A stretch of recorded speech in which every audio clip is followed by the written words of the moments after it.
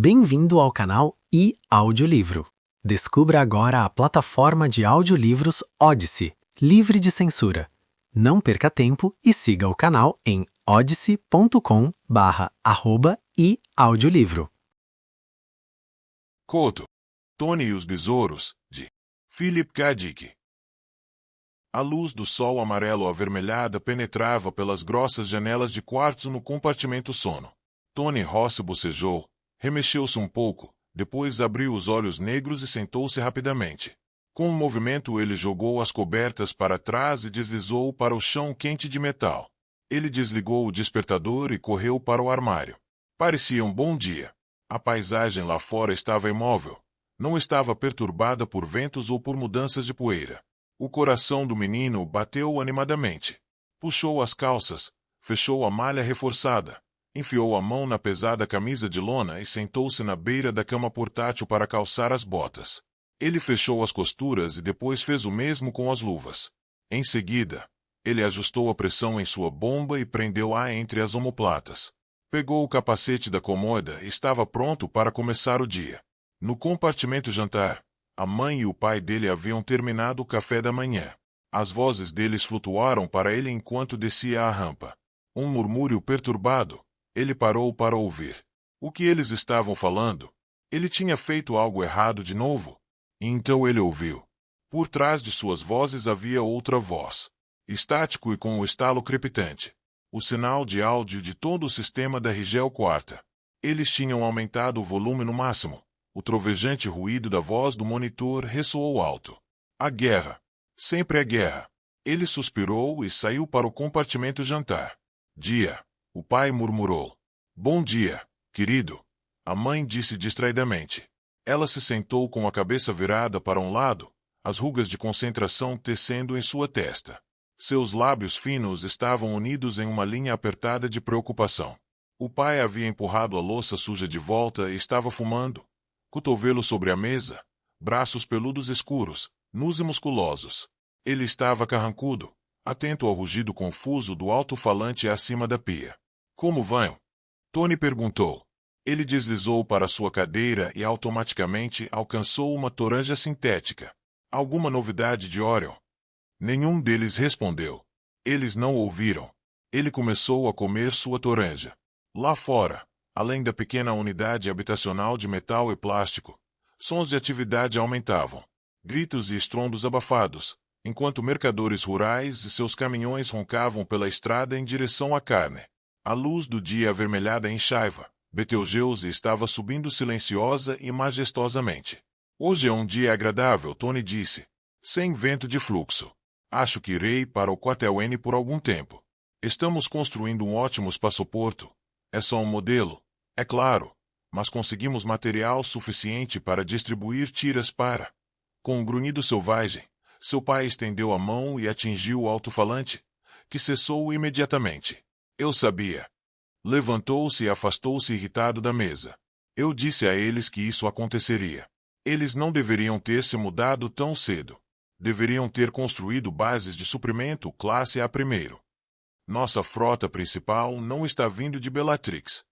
A mãe de Tony se agitou ansiosamente. De acordo com o resumo da noite passada, o pior que pode acontecer é Orion 9 e X serem descarregados. Joseph Rossi riu bruscamente. Pro inferno com o resumo da noite passada. Eles sabem tão bem quanto eu o que está acontecendo. O que está acontecendo? Tony ecoou, enquanto empurrava sua toranja e começava a engolir o cereal seco. Estamos perdendo a batalha. Sim. Os lábios do pai dele se torceram. Terráqueos, perdendo para besouros. Eu disse a eles. Mas eles não podiam esperar. Meu Deus, ainda faltam 10 bons anos neste sistema. Porque eles tiveram que forçar. Todos sabiam que Orion seria difícil. Todas aquelas malditas frotas de besouros cercadas lá fora. Esperando por nós. E nós temos que invadi-los. Mas ninguém nunca pensou que besouros lutariam. Leia Rossi protestou levemente. Todo mundo achava que eles só iriam disparar algumas explosões. Em seguida, eles têm que lutar. O último recurso de Orion. Se eles não lutam aqui, onde diabos eles podem lutar? Rossi praguejou selvagemente. É claro que eles estão lutando. Temos todos os planetas, exceto a corda Órion interna. Não que eles valham muito, mas é o princípio da coisa. Se tivéssemos construído fortes bases de fornecimento, poderíamos ter terminado a frota de besouros e realmente a derrotou. Não diga besouro, murmurou Tony, ao terminar seu cereal. Eles são paso de ti. A palavra besouro vem de Betelgeuse, uma palavra árabe que nós mesmos inventamos. A boca de Joe Rossi se abriu e fechou. O que você é? Um maldito amante de besouros. Rossi foi até a porta. Se eu fosse 10 anos mais jovem, estaria lá fora. Eu realmente mostraria àqueles insetos de casca brilhante o que diabos eles estão enfrentando. Eles e suas velhas carcaças surradas. Cargueiros convertidos. Seus olhos brilhavam. Quando penso neles derrubando cruzadores terráqueos com nossos meninos neles, Orion é o sistema deles. Tony murmurou. O sistema deles. Diabos. Agora você é uma autoridade na lei espacial? Ora, eu deveria. Ele parou, sufocado de raiva. Meu próprio filho. Ele murmurou. Mais uma conversa fiada sua hoje e eu vou pendurar um em você. Você vai sentir pelo resto da semana. Tony empurrou a cadeira para trás. Eu não estarei por aqui hoje. Estou indo para a carne, com o meu EP. Para brincar com os besouros. Tony nada disse. Ele já estava pondo o capacete no lugar e apertando o engate. Quando ele empurrou a porta de trás, na membrana de fechadura, ele desparafusou sua torneira de oxigênio e colocou o filtro do tanque em ação. Uma resposta automática, condicionada por uma vida inteira gasta em um planeta colônia em um sistema alienígena. Asterisco, asterisco, asterisco, um leve fluxo de vento o pegou e trouxe uma poeira vermelha amarelada em torno de suas botas. A luz do sol brilhava no telhado de metal da unidade habitacional de sua família, uma de intermináveis fileiras de caixas atarracadas na encosta arenosa, protegida pela linha de instalações de refino de minério contra o horizonte. Ele fez um sinal impaciente, e do galpão de armazenamento seu EP veio deslizando, captando a luz do sol em seu acabamento cromado. Estamos indo para a carne, Tony disse, inconscientemente escorregando no dialeto paz. Se apresse. O EP assumiu uma posição atrás dele, e ele começou a descer a encosta, por sobre a areia movediça, em direção à estrada. Havia alguns comerciantes trabalhando hoje. Era um bom dia para o mercado. Apenas um quarto do ano estava apto para viagens. Betelgeuse era um sol instável e indecifrável, nada parecido com o sol, de acordo com as fitas Edu. Dados a Tony 4 horas por dia, 6 dias por semana, ele nunca vira o próprio sol. Ele chegou à estrada barulhenta. Os Pasodetti estavam em toda parte. Grupos inteiros deles, com seus primitivos caminhões movidos a combustão, desgastados e imundos, os motores protestando em movimento. Ele acenou para os caminhões quando passaram por ele. Depois de um momento, diminuiu a velocidade. Ele estava cheio de tis, amontoados de legumes cinzentos secos, prontos para comer. Parte da dieta Pasodetti. Atrás do volante, havia um paz idoso de rosto escuro, um braço sobre a janela aberta, uma folha enrolada entre os lábios. Ele era como todos os outros Pasodetti, esguio e de casca dura, encapsulado em um invólucro frágil na qual ele vivia e morria. Quer carona? O Paz murmurou. Era o protocolo exigido quando encontravam um terráqueo a pé. Tem espaço para o meu EP. O Paz fez um movimento descuidado com sua garra. Pode ir atrás. Uma diversão sardônica passou pelo seu rosto velho e feio.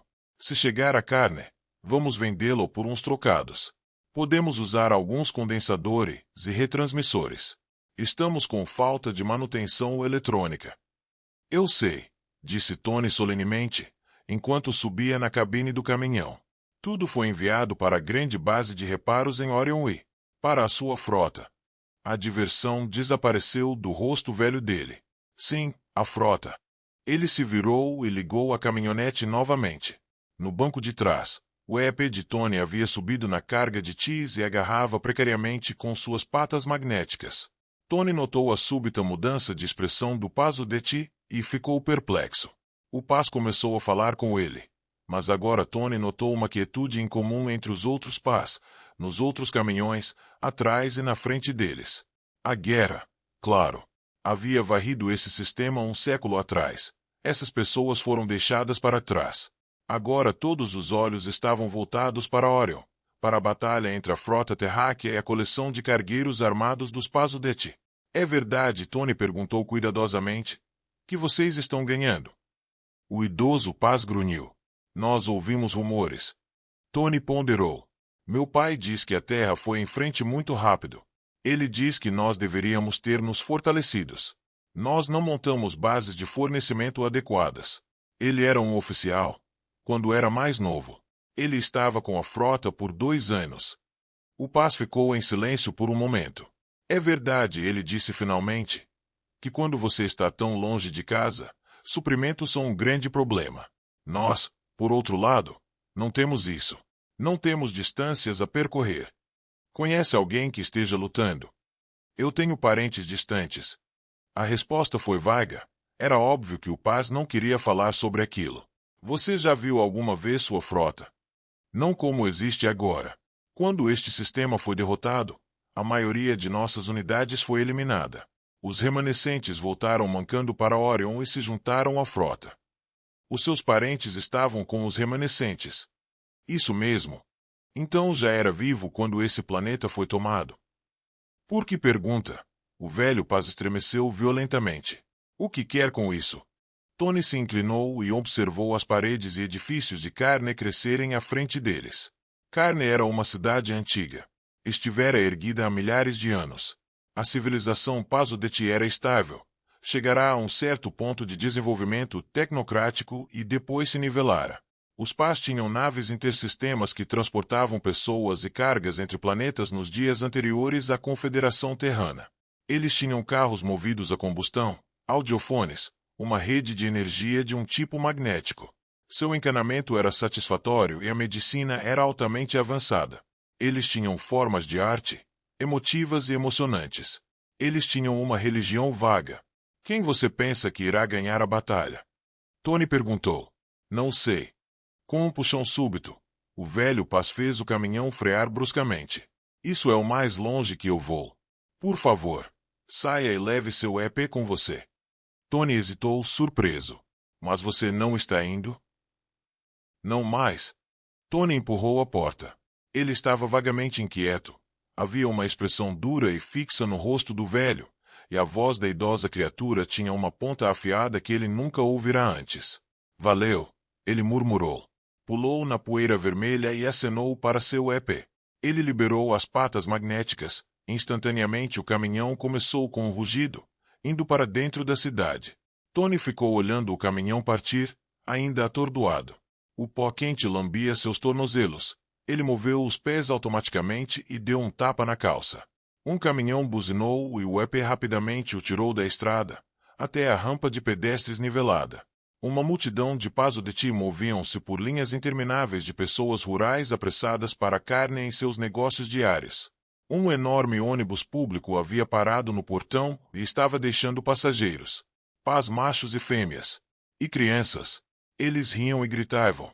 Os sons de suas vozes misturavam-se com o zumbido abafado da cidade.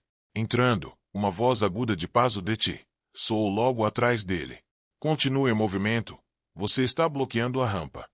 Era uma fêmea jovem, com um pacote pesado agarrado em suas garras. Tony sentiu-se envergonhado. Os Paz fêmeas tinham certa habilidade telepática. Era parte de seu comportamento sexual. Era eficaz em terrestres a curta distância. Aqui, ela disse. Me ajude. Tony assentiu com a cabeça e o EPP segurou o pacote pesado. Estou visitando a cidade, Tony disse, enquanto se moviam com a multidão em direção aos portões. Consegui uma carona, mas o motorista me deixou aqui. Você é do assentamento? Sim. Ela olhou criticamente. Você sempre viveu aqui, não é? Eu nasci aqui. Minha família veio da Terra para cá 4 anos antes de eu nascer. Meu pai era um oficial na frota. Ele ganhou uma prioridade de emigração. Então você nunca viu seu próprio planeta. Quantos anos você tem? 10 anos terráqueos. Você não deveria ter feito tantas perguntas para o motorista. Eles passaram pelo escudo de descontaminação e entraram na cidade. Um quadro de informações apareceu à frente. Os homens e mulheres ficaram amontoados em torno dele. Rampas em movimento e carros de transporte roncavam por toda parte. Edifícios e rampas e máquinas ao ar livre. A cidade foi selada em um envelope à prova de poeira. Tony soltou o capacete e prendeu-o ao cinto. O ar estava rançoso, artificial, mas tolerável. Deixe-me dizer uma coisa, a jovem fêmea disse cuidadosamente, enquanto caminhava ao longo da rampa ao lado de Tony. Eu me pergunto se este é um bom dia para você entrar em carne. Eu sei que você vem aqui regularmente para brincar com seus amigos. Mas talvez hoje você deva ficar em casa, no seu assentamento. Por quê? Porque todo mundo está chateado. Eu sei, Tony disse. Minha mãe e meu pai estão chateados. Eles estavam ouvindo as notícias da nossa base no sistema Rigel. Eu não falo da sua família. Outras pessoas estão ouvindo também. Essas pessoas aqui. Meu povo. É verdade, eles estão chateados, Tony confessou. Mas eu venho aqui o tempo todo. Não há ninguém para brincar no assentamento, e de qualquer forma estamos trabalhando em um projeto. Um modelo de espaçoporto. Isso mesmo. Tony estava com inveja. Eu realmente gostaria de ser telepata. Deve ser divertido. A fêmea Pazoditi ficou em silêncio. Ela estava imersa em pensamentos. O que aconteceria? Ela perguntou. Se sua família saísse daqui e voltasse para a Terra. Isso não poderia acontecer. Não há espaço para nós na Terra. As bombas se destruíram a maior parte da Ásia e da América do Norte no século XX. Digamos que você tivesse que voltar. Tony não entendeu. Mas não podemos. As porções habitáveis da Terra estão superpovoadas. Nosso principal problema é encontrar lugares para os terráqueos viverem em outros sistemas. Ele acrescentou. De qualquer forma, eu particularmente não quero ir ao Terra. Estou acostumado com isso aqui. Todos os meus amigos estão aqui. Pegarei meus pacotes, a fêmea disse. Vou por esse outro caminho, por esta rampa de terceiro nível. Tony acenou para o EP e entregou os pacotes nas garras da fêmea. Ela demorou um momento, tentando encontrar as palavras certas. Boa sorte, ela disse. Com o quê? Ela sorriu fracamente, ironicamente. Com o projeto do seu espaçoporto. Espero que você e seus amigos terminem. Claro que terminaremos, Tony disse, surpreso. Está quase pronto. O que ela quis dizer com isso? A mulher Pazoditi se apressou a ir embora antes que ele pudesse perguntar. Tony estava perturbado e incerto, cheio de mais dúvidas. Depois de um momento, ele se dirigiu lentamente para a pista que o levava para a parte residencial da cidade, passando pelas lojas e fábricas, até o lugar onde seus amigos moravam. Um grupo de crianças Pazoditi olhou-o silenciosamente quando ele se aproximou. Eles estavam brincando à sombra de um imenso egelo, cujos ramos antigos se inclinavam e balançavam com as correntes de ar bombeadas pela cidade. Agora eles se sentaram imóveis. Eu não esperava você hoje, disse Beprit, com uma voz inexpressiva. Tony parou desajeitadamente e seu EP fez o mesmo. Como estão as coisas? Ele murmurou. Boas. Consegui uma carona até metade do caminho. Que bom. Tony se agachou na sombra. Nenhuma das crianças se mexeram. Eles eram pequenos, não tão grandes quanto as crianças terráqueas. As conchas não haviam endurecidas, ainda não estavam escuras e opacas, como chifre. Dava-lhes uma aparência suave e sem forma, mas ao mesmo tempo aliviava sua carga. Eles se moviam mais facilmente que os mais velhos. Eles podiam pular e saltar, ainda. Mas eles não estavam pulando agora. Qual o problema? Tony reclamou. Qual o problema com todo mundo? Ninguém respondeu. Onde está o modelo? Ele perguntou. Seus amigos estão trabalhando nele. Depois de um momento, Lyria assentiu levemente. Tony sentiu uma raiva idiota crescendo dentro de si. Diga alguma coisa. Qual é o problema? Por que estão irritados? Irritados? Beprit ecoou. Não estamos irritados. Tony riscou sem propósito na areia. Ele sabia o que era. A guerra novamente. A batalha acontecendo perto de Orion. Sua raiva explodiu descontroladamente. Esqueçam a guerra. Tudo estava bem ontem, antes da batalha. Claro, Lyrie disse. Estava bem. Tony percebeu a voz dele. Aconteceu há 100 anos. Não é minha culpa. Claro, Lyrie disse. Esse é o meu lar, não é? Eu não tenho tanto direito aqui como qualquer outra pessoa. Eu nasci aqui. Claro, Leary disse, sem expressão. Tony apelou para eles, impotente.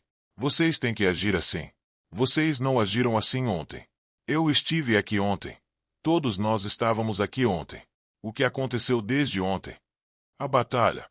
Beprit disse. Que diferença isso faz? Porque isso muda tudo. A guerra sempre existiu. Houve batalhas o tempo todo, desde que me lembro. O que há de diferente nisso? Beprit quebrou um pedaço de terra com suas garras fortes. Depois de um momento, ele jogou fora e ficou em pé lentamente. Bem, ele disse pensativamente. De acordo com a nossa transmissão de áudio, parece que a nossa frota vai ganhar, desta vez. Sim, Tony concordou, sem entender. Meu pai diz que não construímos bases de fornecimento adequadas.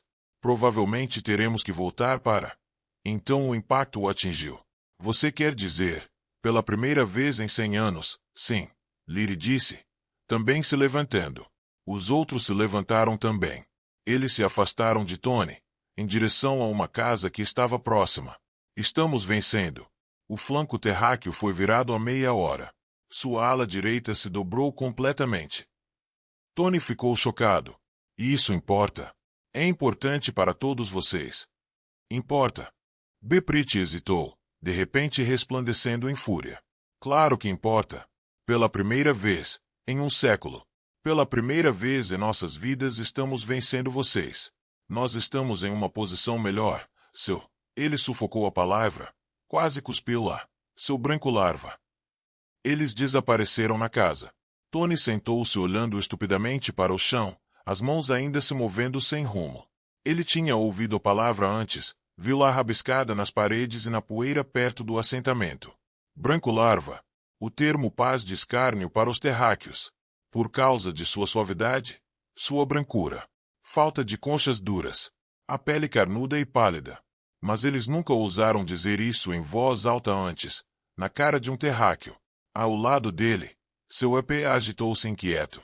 Seu intrincado mecanismo de rádio detectou a atmosfera hostil. Transmissões automáticas estavam deslizando no lugar. Os circuitos estavam abrindo e fechando. Está tudo bem, Tony murmurou, levantando-se sem pressa. Talvez seja melhor voltarmos. Ele se moveu vacilante em direção à rampa, completamente abalado. O EP caminhava calmamente à frente, com o rosto de metal em branco confiante, sem sentir nada, sem dizer nada. Os pensamentos de Tony eram um tumulto selvagem. Ele balançou a cabeça, mas a sensação maluca continuou. Ele não conseguia desacelerar a mente. Espere um pouco, uma voz disse. A voz de Beprit, da porta aberta, fria e afastada, quase desconhecida. O que você quer? Beprit veio em sua direção, as garras atrás das costas na postura formal de paso de ti, usada entre estranhos. Você não deveria ter vindo aqui hoje. Eu sei.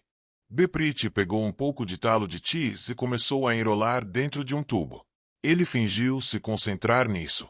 Olha, ele disse, você disse que tem um direito aqui, mas você não tem. Tony murmurou. Você entende por que não tem? Você disse que não era sua culpa. Acho que não, mas também não é minha culpa. Eu te conheço há um bom tempo. 5 anos terráqueos. Beprit torceu o caule e jogou-o fora. Ontem nós brincamos juntos. Nós trabalhamos no espaçoporto. Mas não podemos brincar hoje. Minha família disse para você não vir mais aqui. Ele hesitou e não olhou para a cara de Tony. Eu ia lhe dizer, de qualquer forma, antes que eles dissessem alguma coisa. Tony disse. Tudo o que aconteceu hoje, a batalha, a posição da nossa frota. Nós não sabíamos. Não ousávamos ter esperança. Entende? 1 século de corrida. Primeiro este sistema. Então o sistema de Rigel. Todos os planetas. Então outras estrelas de Órion. Lutamos aqui e ali. Brigas dispersas. Aqueles que fugiram se juntaram. Fornecemos a base em Órion. Vocês não sabiam. Mas não havia esperança. Pelo menos ninguém pensava que havia. Ele ficou em silêncio por um momento. Engraçado, ele disse. O que acontece quando você está de costas para a parede e não há mais lugar aonde ir? Então você tem que lutar. Se nossas bases de suprimentos, Tony disse, abafadamente. Mas Beprit o interrompeu selvagemente. Suas bases de suprimentos. Você não entende. Nós estamos ganhando. Agora você vai ter que vazar daqui. Todos vocês, brancos larvas. Saiam do nosso sistema. O EEP de Tony avançou ameaçadoramente. Beprit viu isso. Ele se abaixou, pegou uma pedra e atirou-a diretamente no EEP. A rocha bateu no casco de metal e ricocheteou sem causar danos. Beprit pegou outra pedra. Lyra e os outros saíram rapidamente da casa. Um adulto surgiu por trás deles. Tudo estava acontecendo rápido demais. Mais pedras colidiram contra o EEP. Uma atingiu Tony no braço. Vaza! Beprit gritou. E não volte. Esse planeta é nosso. As garras dele alcançaram Tony. Nós vamos te despedaçar se você... Tony golpeou no peito. A casca mole cedeu como borracha e o paz recuou. Ele cambaleou e caiu, ofegando e gritando. Besouro! Arfou Tony. De repente, ele ficou aterrorizado. Uma multidão de Pazodeti estava se formando rapidamente. Eles surgiram de todos os lados, rostos hostis, sombrios e zangados, um trovão crescente de raiva. Mais pedras foram jogadas. Algumas atingiram o EP. Outras caíram ao redor de Tony, perto de suas botas. Uma passou zunindo por seu rosto. Rapidamente botou o capacete no lugar. Estava assustado. Ele sabia que o sinal E do seu OP já tinha sido enviado, mas levaria alguns minutos até que uma nave pudesse chegar. Além disso, havia outros terráqueos na cidade para serem atendidos. Havia terráqueos por todo o planeta. Em todas as cidades. Em todos os 23 planetas de Betelgeuse. Nos 14 planetas de Rigel e nos outros planetas de Orion. Temos que sair daqui. Ele murmurou para o EP. Faça alguma coisa. Uma pedra o atingiu no capacete, rachando o plástico. O ar vazou, e então o autolacre o cobriu com película. Mais pedras estavam caindo. Os pás se aproximaram. Um grito. Uma massa fervilhante de criaturas de cascas negras. Ele podia sentir o cheiro deles, o cheiro áqueo dos insetos, ouvir as garras deles estalarem, sentir o peso deles. O EP disparou seu feixe de calor. O feixe se moveu em uma faixa larga em direção à multidão de Pazodeti. Armas de mão apareceram. Um barulho de balas explodiu em torno de Tony. Eles estavam atirando no EP. Ele estava vagamente ciente do corpo de metal ao lado dele. Uma colisão estremeceu. O EP foi derrubado. A multidão se derramou sobre ele. O casco de metal foi perdido de vista. Como um animal demente, a multidão despedaçou o agonizante EP. Alguns deles esmagaram sua cabeça. Outras arrancaram suportes e partes brilhantes de braços. O EP deixou de se debater. A multidão se afastou, ofegando e segurando restos denteados. Eles viram Tony. Quando os primeiros da multidão chegaram até ele, o envelope protetor acima dele se quebrou. Uma nave exploradora terráquea trovejou, o feixe de calor apitando. A multidão se dispersou em confusão, alguns atirando, alguns jogando pedras, outros pulando em busca de segurança. Tony levantou-se e dirigiu-se com dificuldade para o local onde a nave pousava. Asterisco, asterisco, asterisco, sinto muito, disse Joe Rossi gentilmente. Ele tocou o filho no ombro. Eu não deveria ter deixado você ir até lá hoje.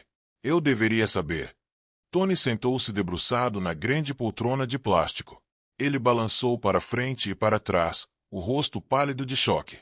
A nave exploradora que o resgatara voltou imediatamente para a carne. Havia outros terráqueos para trazer além dessa primeira carga. O menino não disse nada. Sua mente estava em branco. Ele ainda ouvia o rugido da multidão, sentia o ódio dela, um século de fúria e ressentimento reprimidos. A memória expulsou todo o resto. Estava tudo ao seu redor, mesmo agora. E a visão do EP se debatendo, o som metálico rasgando, quando seus braços e pernas foram arrancados e levados embora. A mãe limpou os cortes e arranhões com antisséptico. Joe Rossi acendeu um cigarro e disse: se o seu EP não tivesse aparecido, teriam matado você. Besouros. Ele estremeceu. Eu nunca deveria ter deixado você ir lá. Todo esse tempo. Eles poderiam ter feito isso a qualquer hora. Qualquer dia. Podiam ter te cortado e aberto você com aquelas malditas garras sujas. Abaixo do assentamento, a luz do sol amarelo-avermelhada brilhava nos canos das armas. Estrondos lentos ecoavam contra as desmoronadas colinas. O anel de defesa estava entrando em ação. Formas pretas dispararam e subiram pelo lado da encosta. Manchas negras moviam-se de carne, em direção ao assentamento dos terráqueos, através da linha divisória que os inspetores da Confederação haviam estabelecido um século atrás. Carne era uma panela borbulhante de atividade. A cidade inteira roncou com excitação febril. Tony levantou a cabeça. Eles derrubaram nosso flanco. Sim. Joe Rossi apagou o cigarro. Claro que sim. Aquilo foi a 1 da tarde. Às 2, eles dirigiram uma cunha pelo centro da nossa linha. Dividiram a frota pela metade. A quebraram, a fizeram recuar. No pegaram 1 a 1 quando caímos. Cristo! Eles são como maníacos. Agora que eles têm o cheiro, o gosto do nosso sangue. Mas está melhorando. Leia agitou-se. Nossas principais frotas estão começando a aparecer. Vamos pegá-los, Joe murmurou. Vai levar um tempo, mas por Deus, vamos eliminá-los. Cada um deles. Nem que leve 1000 anos. Nós caçaremos cada nave. Vamos pegar todos eles. Sua voz subiu em frenesi. Besouros. Malditos insetos. Quando penso neles, tentando machucar meu filho, com suas garras negras imundas, se você fosse mais novo, estaria na linha da frente, Leia disse. Não é sua culpa se você está muito velho. A tensão no coração é muito grande. Você fez o seu trabalho. Eles não podem deixar uma pessoa mais velha se arriscar. Não é sua culpa. Joe cerrou os punhos. Eu me sinto tão inútil. Se houvesse algo que eu pudesse fazer. A frota vai cuidar deles, Leia disse suavemente. Você mesmo disse. Eles vão caçar todos eles. Destruir todos eles. Não há por que se preocupar. Joe cedeu miseravelmente. Não adianta. Vamos acabar com isso. Vamos parar de nos enganar. O que quer dizer? Encare. Não iremos ganhar. Não dessa vez. Fomos muito longe. Nosso tempo chegou. Houve silêncio. Tony sentou-se um pouco. Quando você soube? Eu sabia há um bom tempo. Eu descobri hoje. Não entendi, de início. Isso aqui é uma terra roubada. Eu nasci aqui, mas é uma terra roubada. Sim, é roubada. Não nos pertence. Estamos aqui porque somos mais fortes, mas agora não somos mais fortes. Estamos sendo derrotados. Eles sabem que os terráqueos podem ser vencidos. Como qualquer outra pessoa. O rosto de Joe Rossi estava cinzento e flácido. Tiramos os planetas deles. Agora eles estão tomando de volta. Vai demorar um pouco, claro. Nós vamos recuar devagar. Serão mais 5 séculos voltando. Existem muitos sistemas entre aqui e o Sol. Tony sacudiu a cabeça, ainda sem entender. Mesmo Lyrie e Beprit. Todos eles. Esperando o tempo deles chegarem. Para nós perdermos e irmos embora de novo. De onde viemos? Joe Rossi andava de um lado para o outro. Sim, estaremos recuando a partir de agora. Dando terreno, em vez de pegar. Vai ser assim hoje. Perder brigas, empates, impasses e coisas piores. Ele ergueu os olhos febris em direção ao teto da pequena unidade habitacional de metal, com o rosto selvagem de paixão e miséria. Mas, por Deus, não vamos nos entregar facilmente. Será um caminho tortuoso. Cada centímetro. Além da porta naquela noite na mesa do jantar ele trouxe aquilo e colocou ao lado do prato dela. Doris contemplou aquilo. Suas mãos foram parar na boca. Meu Deus, o que é isso? Ela olhou para ele, os olhos brilhando. Bem, abra. Doris rasgou a fita e o papel da embalagem quadrada com as unhas afiadas, o peito subindo e descendo. Laurie ficou observando-a, enquanto ela levantava. Ele acendeu um cigarro e encostou na parede. Um relógio cuco. Doris choramingou. Um verdadeiro relógio cuco, igual ao que a minha mãe tinha. Ela virou o relógio para lá e para cá, igual ao que a minha mãe tinha, quando Pat ainda era vivo. Seus olhos brilharam com lágrimas. Foi feito na Alemanha, Laurie disse. Depois de um tempo ele continuou. Cal conseguiu para mim no atacado. Ele conhece um cara da indústria de relógios. Caso contrário ou não, ele parou. Doris fez um barulhinho engraçado. Quero dizer, Caso contrário, eu não teria condições de comprá-lo. Ele franziu o senho aborrecido. Qual o problema com você? Você conseguiu o relógio, não é? Não era isso que você queria. Doris sentou-se segurando o relógio, seus dedos pressionados contra a madeira marrom. Bem, Laurie disse. Qual o problema? Ele viu com espanto quando ela saltou e correu da sala, ainda segurando o relógio. Ele balançou a cabeça. Nunca satisfeita. Elas são assim. Nunca se fartam. Ele sentou-se à mesa e terminou a refeição. O relógio Cuco não era muito grande. Era artesanal, entretanto, e havia incontáveis meandros, pequenos entalhes e ornamentos marcados na madeira macia. Doris sentou-se na cama secando os olhos e dando corda no relógio. Ela colocou as mãos no seu relógio de pulso. Em pouco tempo ela cuidadosamente moveu os ponteiros para 2 minutos para as 10 horas. Ela levou o relógio até a cômoda e o apoiou. Então, ela ficou sentada esperando, as mãos fechadas em forma de concha no colo, esperando o Cuco sair, para dar a hora. Enquanto estava sentada, pensou sobre o que Laurie havia dito. E o que ela também disse. Não que ela pudesse ser culpada por nada disso. Afinal de contas, ela não poderia continuar escutando eternamente sem se defender. É preciso se vangloriar. De repente, ela tocou os olhos com o seu lenço. Por que ele teve que dizer aquilo? De ter conseguido em um atacado. Porque ele teve que estragar tudo.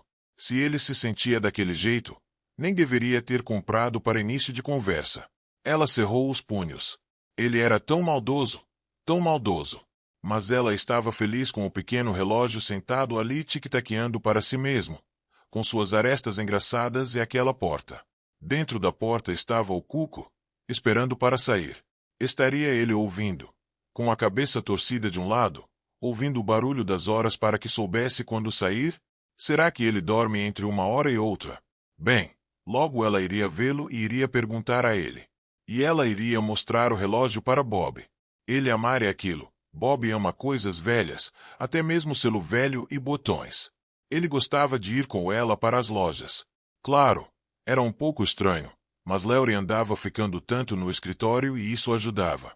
Se ao menos Laurie não ligasse às vezes para... Houve um assobio. O relógio estremeceu e de repente a porta se abriu.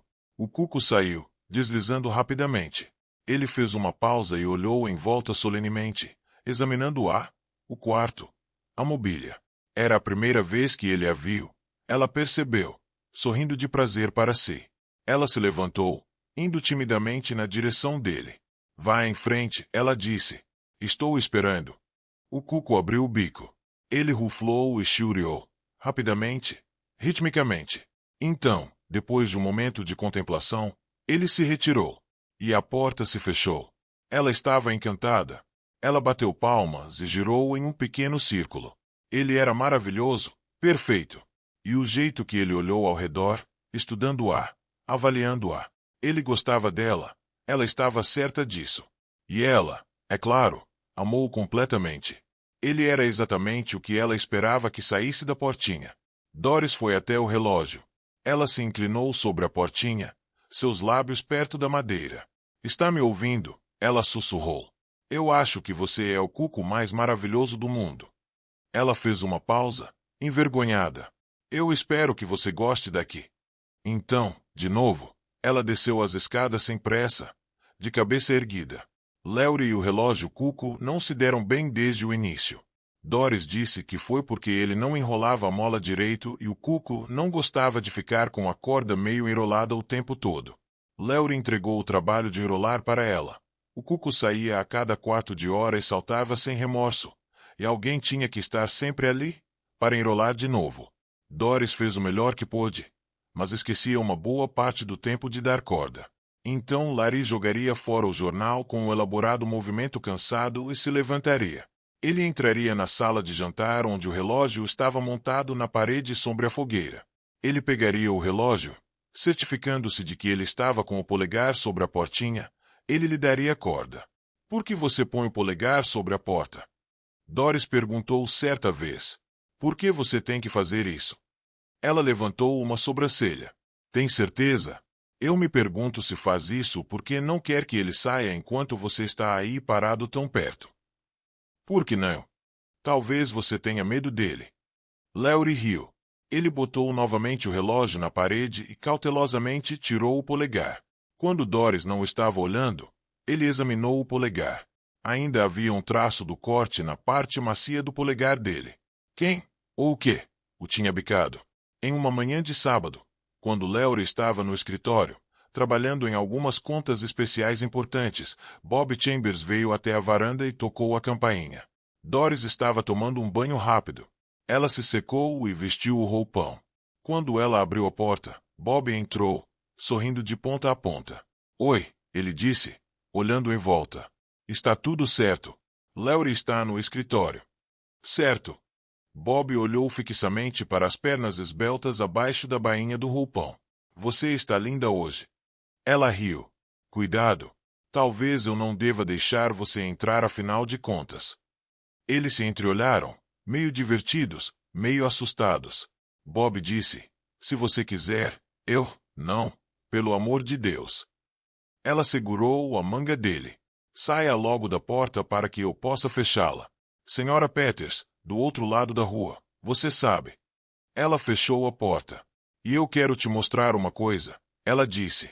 Você ainda não viu. Ele estava interessado. Uma antiguidade, ou o quê? Ela pegou o braço dele, levando-o para a sala de jantar. Você vai amar, Bob? Ela parou, olhos arregalados. Eu espero que sim. Você precisa amar. Significa tanto para mim, ele significa tanto. Ele. Bob franziu a testa. Quem é ele? Doris riu. Você está com ciúmes. Venha. Tempo depois eles estavam diante do relógio, olhando. Ele irá sair em alguns minutos. Espere até vê-lo. Sei que vocês se darão bem. O que o Laurie pensa sobre ele? Eles não se gostam. Às vezes quando Laurie está aqui ele não sai. Laurie fica com raiva quando ele não sai na hora que é para sair. Ele diz o quê? Doris olhou para baixo. Ele sempre diz que foi roubado, mesmo que ele tenha conseguido no atacado. Ela se animou. Mas eu sei que ele não sai porque não gosta do Laurie. Quando estou aqui sozinha ele vem direto para mim, a cada 15 minutos, mesmo que ele só tenha que sair de hora em hora. Ela encarou o relógio. Ele sai por minha causa porque ele quer. Nós conversamos, eu conto as coisas para ele. Claro que eu preferia que ele ficasse comigo no quarto, mas isso não seria certo. Houve um som de passos na varanda. Eles se entreolharam, horrorizados. Laurie abriu a porta da frente, grunhindo. Ele colocou a pasta no chão e tirou o chapéu. Então viu Bob pela primeira vez. Chambers. Caramba! Seus olhos se estreitaram. O que está fazendo aqui? Ele entrou na sala de jantar. Doris fechou o roupão dela desamparadamente, afastando-se. Bob começou. Aliás, ele parou, olhando para Doris. De repente, o relógio começou a sibilar. O cuco veio correndo, explodindo em som. Laurie se aproximou dele. Pare com isso, ele disse. Ele levantou o punho em direção ao relógio. O cuco ficou em silêncio e recuou. A porta se fechou. Assim é melhor. Laurie examinou Doris e Bob, em pé em silêncio. Eu vim olhar o relógio, Bob disse. Doris me disse que é uma antiguidade rara e que, bobagem. Eu mesmo que comprei. Laurie andou até ele. Saia daqui. Ele virou para Doris. Você também. E leve esse maldito relógio com você. Ele fez uma pausa, esfregando o queixo. Não. Deixe o relógio aqui. É meu. Eu comprei e paguei por ele. Nas semanas que se seguiram, depois que Doris foi embora, Laurie e o relógio cuco se estranharam mais do que nunca. Por exemplo, o cuco ficava dentro na maior parte do tempo, às vezes até às 12 horas em ponto quando ele deveria estar mais ocupado.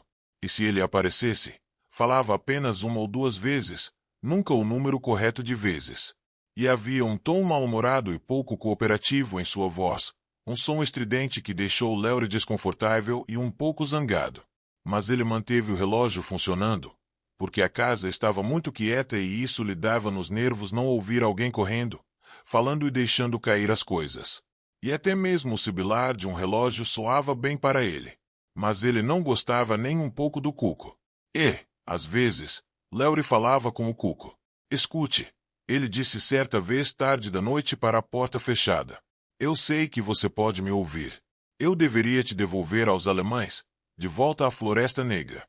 Ele andava de um lado para o outro. Eu me pergunto o que eles estão fazendo agora, os dois. Aquele jovem moleque com seus livros e antiguidades. Um homem não deveria estar interessado em antiguidades, isso é coisa para mulheres. Ele tensionou a mandíbula. Não é mesmo? O relógio nada disse. Laurie ficou na frente dele. Não é mesmo? Ele ordenou. Você não tem nada a dizer. Ele olhou para a face do relógio. Eram quase 11 horas. Faltavam apenas alguns segundos. Tudo bem. Esperarei até às 11. Aí quero ouvir o que você tem a dizer. Você ficou bastante quieto nas últimas semanas desde que ela se foi.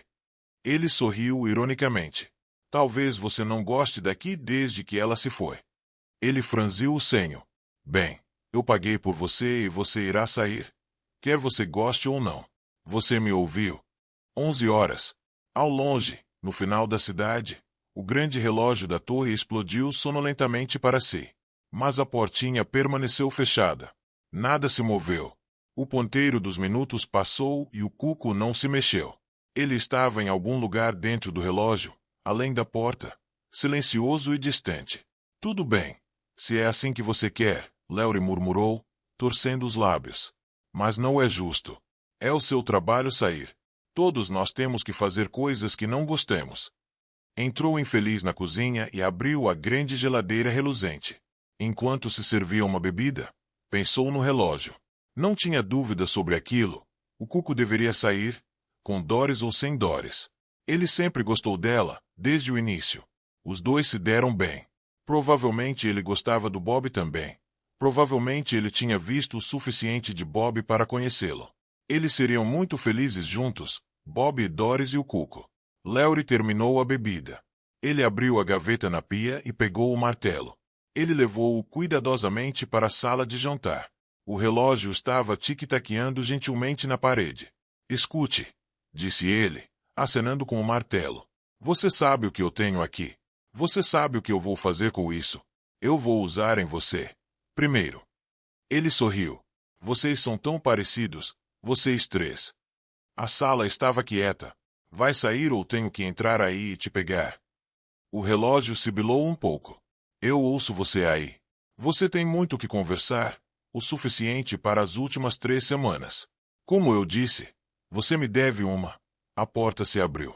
O cuco saiu rápido, direto para ele. Laurie estava olhando para baixo, a testa franzida em pensamento. Ele olhou para cima e o cuco pegou diretamente nos olhos. Ele foi abaixo, martelo e cadeira e tudo, batendo no chão com um tremendo estrondo. Por um momento, o cuco parou. Seu pequeno corpo se equilibrou rigidamente. Então voltou para sua casa. A porta se fechou bem depois dela. O homem estava deitado no chão, estendido grotescamente, a cabeça torcida para o lado. Nada se mexeu ou moveu. O quarto estava completamente silencioso, exceto, é claro, pelo tic-taquear do relógio. Asterisco, asterisco, asterisco, entendo. Doris disse.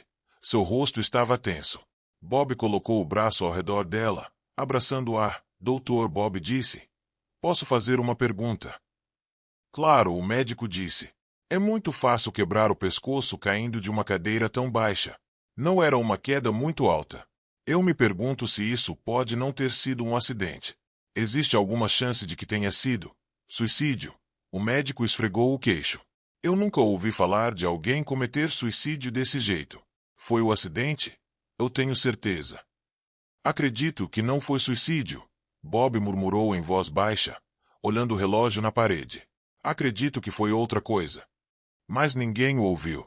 Intrometido, eles entraram na grande câmara. No outro extremo, os técnicos pairavam em torno de uma imensa placa iluminada, seguindo um padrão complexo de luzes que se moviam rapidamente, passando por combinações aparentemente infinitas. Em mesas compridas, máquinas zumbiam, computadores, operados por humanos e robôs. Os gráficos de parede cobriam cada centímetro do espaço vertical. Aston olhou ao seu redor, espantado. Woody riu. Venha até aqui e eu vou te mostrar uma coisa. Você reconhece isso, não é? Ele apontou para uma máquina enorme cercada por homens e mulheres, trabalhando silenciosamente em jalecos brancos. Reconheço isso, disse Aston lentamente. É parecido com o nosso próprio mergulhador, mas talvez 20 vezes maior. O que você transporta? E quando você o transporta? Ele tocou a superfície do mergulhador, depois se agachou, olhando para a boca. A boca estava trancada. O mergulhador estava em operação. Você sabe, se nós tivéssemos alguma ideia que isso existisse, a isto pesquisa teria. Agora você sabe. Wood se inclinou ao lado dele. Escuta, Aston, você é o primeiro homem fora do departamento a entrar nesta sala. Você viu os guardas. Ninguém entra aqui sem autorização. Os guardas têm ordens para matar qualquer um que tente entrar ilegalmente. Para esconder isso, uma máquina, você atiraria em. Eles se levantaram. Wood de frente para ele, sua mandíbula tensionada. O seu mergulhador emerge de volta à antiguidade. Roma, Grécia, poeira e volumes antigos. Wood tocou o grande mergulhador ao lado deles. Esse mergulhador é diferente. Nós guardamos isso com nossas vidas e com a vida de qualquer outra pessoa. Sabe por quê? Aston encarou aquilo. Este mergulhador está pronto, não para a antiguidade, mas para o futuro. Wood olhou diretamente para o rosto de Aston. Você entende? O futuro. Você irá dragar o futuro. Mas você não pode. É proibido por lei. Você sabe disso. Aston recuou. Se o Conselho Executivo soubesse disso, eles dividiriam este edifício. Você conhece os perigos. O próprio Berkowski demonstrou isso em sua tese original. Aston andava com raiva. Não consigo entender você, usando um mergulhador orientado para o futuro. Quando você traz o material do futuro, automaticamente introduz novos fatores no presente. O futuro é alterado. Você inicia uma mudança sem fim. Quanto mais você mergulha, mais novos fatores são introduzidos. Você cria condições instáveis para os séculos vindouros. É por isso que a lei foi aprovada. Wood assentiu. Eu sei. E você continua mergulhando. Aston gesticulou para a máquina e para os técnicos. Parem, pelo amor de Deus. Parem antes de introduzir algum elemento letal que não possa ser apagado. Porque continuou. Wood cedeu de repente. Tudo bem, Aston, não nos dê um sermão. É tarde demais, já aconteceu.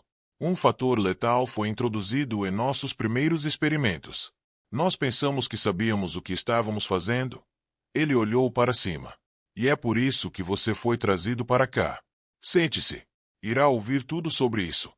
Eles se encararam do outro lado da mesa. Wood cruzou as mãos. Deixe-me explicar direito. Você é considerado um especialista. O especialista em isto pesquisa. Você sabe mais sobre como usar um mergulhador do tempo do que qualquer pessoa viva. É por isso que nós lhe mostramos o nosso trabalho ilegal. E você já se meteu em encrenca. Em muitas encrencas, e toda tentativa de se intrometer ainda mais torna isso muito pior. A menos que façamos algo, seremos a organização mais culpada da história. Por favor, comece do início, Aston disse. O mergulhador foi autorizado pelo Conselho de Ciência Política. Eles queriam saber os resultados de algumas das decisões deles. De início, objetamos, dando a teoria de Berkowski. Mas a ideia é hipnótica, você sabe. Nós cedemos e o mergulhador foi construído. Secretamente, é claro. Cerca de um ano depois disso, nós fizemos nossa primeira draga. Para nos proteger contra o fator Berkowski, tentamos um subterfúgio. Na verdade, não trouxemos nada de volta. Esse mergulhador é equipado para não pegar nada. Nenhum objeto é escavado. Ele apenas fotografa de uma grande altitude. O filme volta para nós e fazemos ampliações e tentamos analisar as condições. Os resultados estavam bem, a princípio. Não há mais guerras, as cidades estão crescendo muito mais bonitas. As imagens mostram ruas com muitas pessoas, bem contentes, aparentemente. Em um ritmo um pouco mais devagar. Então avançamos 50 anos. Melhor ainda, o crescimento da cidade decaiu. As pessoas não são mais dependentes de máquinas. Mais gramas, parques, mesmas condições gerais, paz, felicidade, muito lazer, menos desperdício frenético, Menos pressa. Continuemos, saltando adiante. É claro que, com o método de visualização tão indireto, não poderíamos ter certeza de nada, mas tudo parecia bem. Nós repassamos nossas informações para o conselho, e eles seguiram em frente com o planejamento deles. E então aconteceu. O que, exatamente? Aston disse, inclinando-se para frente. Decidimos revisitar um período que já havíamos fotografado, daqui a aproximadamente 100 anos. Nós mandamos o mergulhador e o pegamos de volta com um rolo de filme cheio. Os homens desenvolveram e nós assistimos ao curso dos acontecimentos. Woody pausou. E não era a mesma coisa. Era diferente. Tudo mudou. Guerra e destruição por todos os lados. Woody estremeceu. Ficamos chocados. Enviamos o mergulhador de volta para nos certificarmos. E o que achou dessa vez?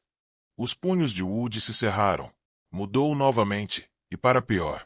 Ruínas, vastas ruínas. Pessoas sem rumo. Ruína e morte em todo lugar. Escória. O fim da guerra, a última fase. Entendo.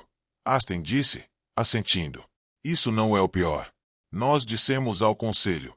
Isso cessou toda a atividade e fez com que entrassem em uma conferência de 2 semanas.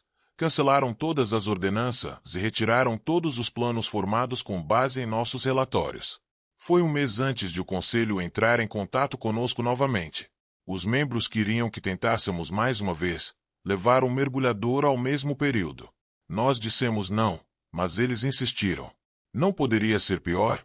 Eles argumentaram. Então mandamos o mergulhador de volta. Voltou e nós assistimos ao filme. Aston, há coisas piores que a guerra. Você não acreditaria no que vimos.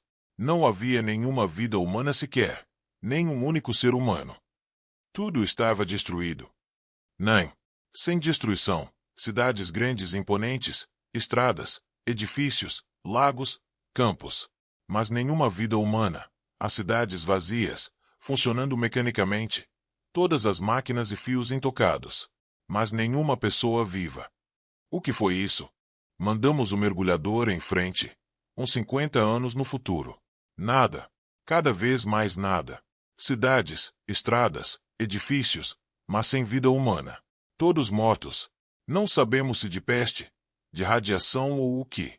Mas algo os matou. De onde veio? Nós não sabemos. Não estava lá no começo. Não em nossos mergulhos originais. De alguma forma, nós introduzimos isso, o fator letal. Nós trouxemos isso, com a nossa intromissão. Não estava lá quando começamos. Foi feito por nós, Aston. Woody olhou para ele, seu rosto como uma máscara branca. Trouxemos e agora temos que encontrar o que é e se livrar disso. Como irá fazer isso? Nós construímos um carro do tempo, capaz de transportar um observador humano para o futuro. Estamos enviando um homem para ver o que é. Fotografias não nos dizem o suficiente. Temos que saber mais. Quando apareceu pela primeira vez? Como? Quais foram os primeiros sinais? O que é isso?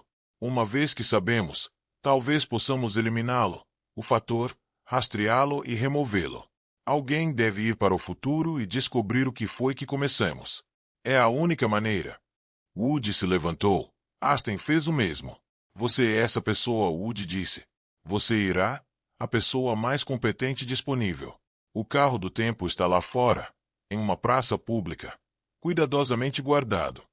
Woody deu um sinal. 2 soldados vieram em direção à mesa. Senhor, venham conosco, Woody disse.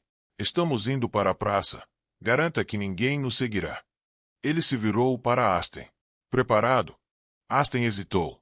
Espere um pouco. Terei que revisar seu trabalho, estudar o que foi feito. Examinar o carro do tempo eu mesmo. Eu não posso. Os 2 soldados se aproximaram, olhando para Woody. Woody colocou a mão no ombro de Aston. Sinto muito, disse ele. Não temos tempo a perder. Venha comigo. Ao redor dele, a escuridão se movia, girando em direção a ele e depois recuando. Ele se sentou no assento diante do banco de controles, enxugando o suor do rosto. Ele estava a caminho, aconteça o que acontecer. Resumidamente, Woody havia traçado o funcionamento do carro do tempo. Alguns momentos de instrução, os controles prontos para ele.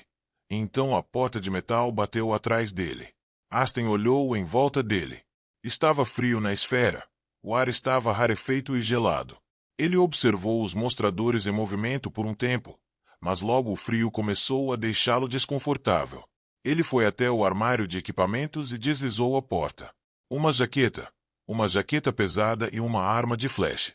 Ele segurou a arma por um minuto, estudando-a. E ferramentas, todos os tipos de ferramentas e equipamentos. Ele estava apenas colocando a arma de lado quando o som abafado de repente cessou. Por um terrível segundo ele estava flutuando, à deriva sem rumo. Depois a sensação sumiu. A luz do sol entrava pela janela, espalhando-se pelo chão. Ele desligou as luzes artificiais e foi olhar a janela. Wood estabeleceu os controles para daqui a 100 anos.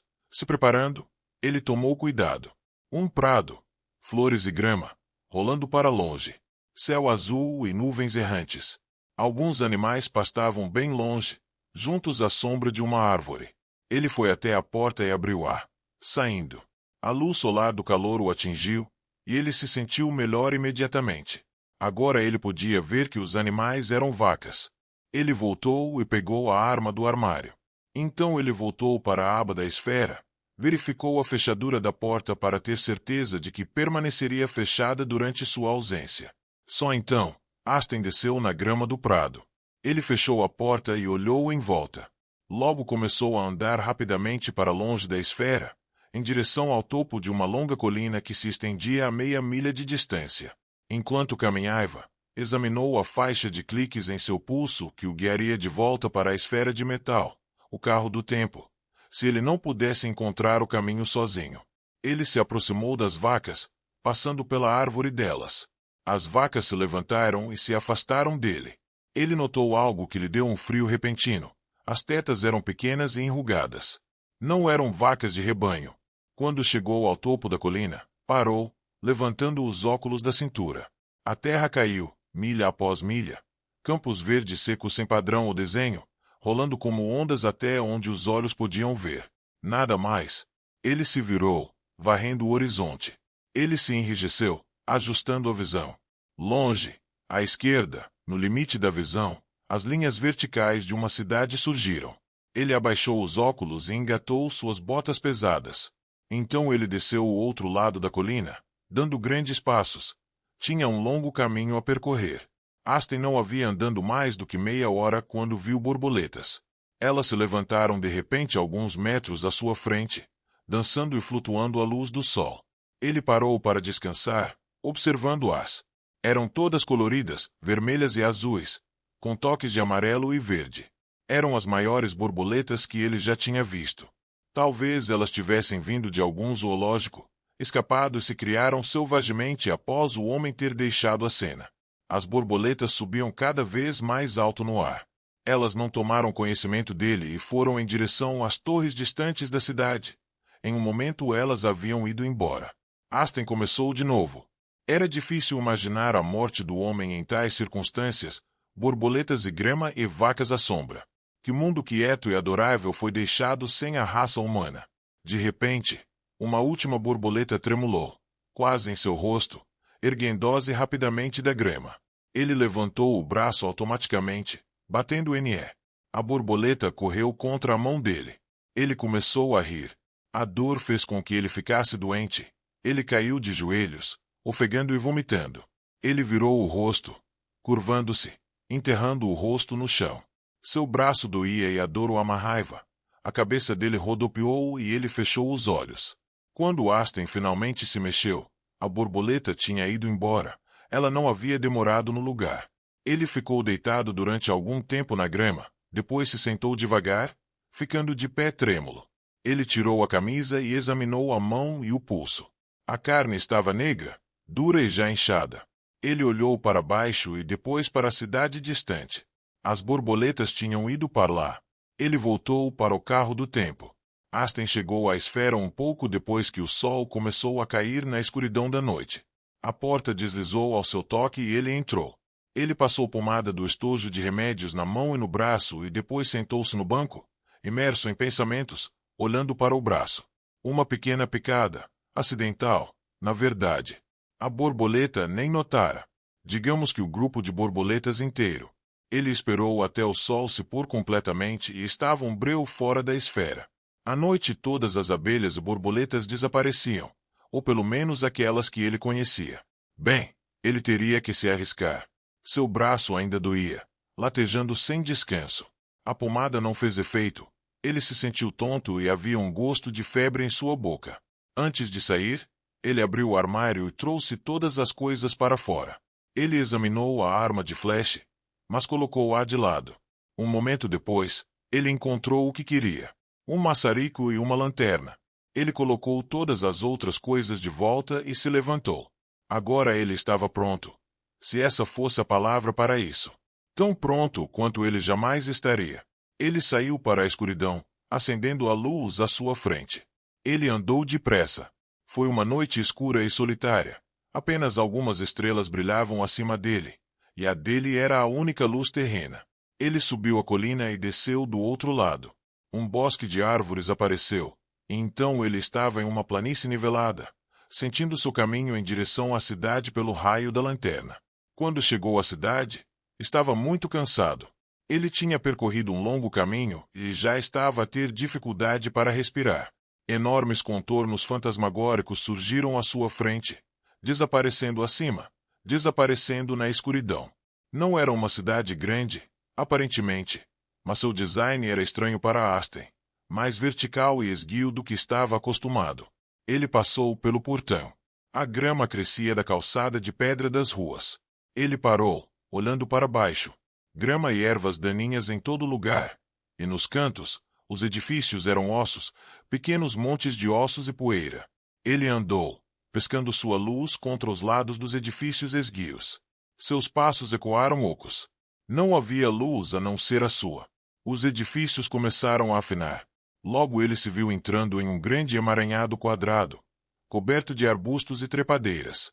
No outro extremo, havia um prédio maior que os outros. Caminhou em direção a ele, através da praça vazia e desolada, pescando sua luz de um lado para o outro. Subiu um degrau semi-enterrado e foi para uma praça de concreto. De repente ele parou. À direita, outro prédio se ergueu, chamando sua atenção. Seu coração bateu rapidamente. Acima da porta, sua luz mostrou uma palavra cortada habilmente no arco. Biblioteca era isso que ele queria. A biblioteca. Isso era o que ele queria. A biblioteca. Ele subiu os degraus em direção à entrada escura. Tábuas de madeira apareciam sob seus pés. Ele chegou à entrada e encontrou-se diante de uma pesada porta de madeira com alças de metal. Quando ele segurou as alças, a porta caiu em sua direção, colidindo por ele, descendo os degraus e entrando na escuridão. O odor apodrecido e de poeira sufocou. Ele entrou. Teias de aranha roçaram o capacete quando ele passou por corredores silenciosos. Escolheu um cômodo aleatoriamente e entrou nele. Ali havia mais montes de poeira e pedaços cinzentos de ossos. Mesas baixas e prateleiras corriam pelas paredes. Ele foi para as prateleiras e pegou um punhado de livros. Eles pulverizaram e quebraram em suas mãos, despejando pedaços de papel e caindo sobre nele. Tinha apenas passado um século desde o seu próprio tempo. Aston sentou-se em uma das mesas e abriu um dos livros que estava em melhores condições. As palavras não estavam em nenhuma língua que ele conhecia, uma língua românica que ele sabia que deveria ser artificial. Ele virou página após página. Por fim, pegou um punhado de livros ao acaso e voltou para a porta. De repente, seu coração pulou. Ele foi até a parede, suas mãos tremendo. Jornais. Ele pegou as folhas frágeis e quebradiças com cuidado, segurando-as na luz. A mesma linguagem, claro. Manchetes em negrito. Ele conseguiu juntar alguns dos papéis e adicioná-los à sua carga de livros. Então ele passou pela porta, saiu pelo corredor e voltou pelo caminho por onde viera. Quando ele saiu para os degraus, o ar fresco e frio o atingiu, formigando seu nariz. Olhou em volta para os contornos sombrios que se erguiam em todos os lados da praça. Então ele desceu e atravessou a praça, sentindo o caminho cuidadosamente. Chegou ao portão da cidade. Um instante depois, estava de novo na planície, voltando para o carro do tempo. Andou por um tempo infinito, a cabeça inclinada para baixo, pesadamente. Finalmente, o cansaço o fez parar, balançando para frente e para trás, respirando profundamente. Largou o monte de livros e olhou ao redor. Ao longe, no limite do horizonte, uma longa faixa cinza apareceu, surgindo silenciosamente enquanto ele caminhava. Alvorecer. O sol chegando. Um vento frio moveu-se pelo ar, envolvendo. Na luz cinzenta que se formava, as árvores e os morros começavam a tomar forma. Um contorno duro e inflexível. Ele se virou para a cidade. Sombrios e estreitos, os eixos dos prédios abandonados ficaram presos. Por um momento ele assistiu, fascinado pela primeira cor do dia quando atingiu os eixos e as torres. Então a cor desapareceu e uma névoa flutuante se moveu entre ele e a cidade. De repente, ele se abaixou e pegou seu monte de livros. Ele começou a andar, correndo o melhor que pôde, o calafrio de medo movendo pelo seu corpo. Da cidade, um ponto negro saltou para o céu e parava sobre ele.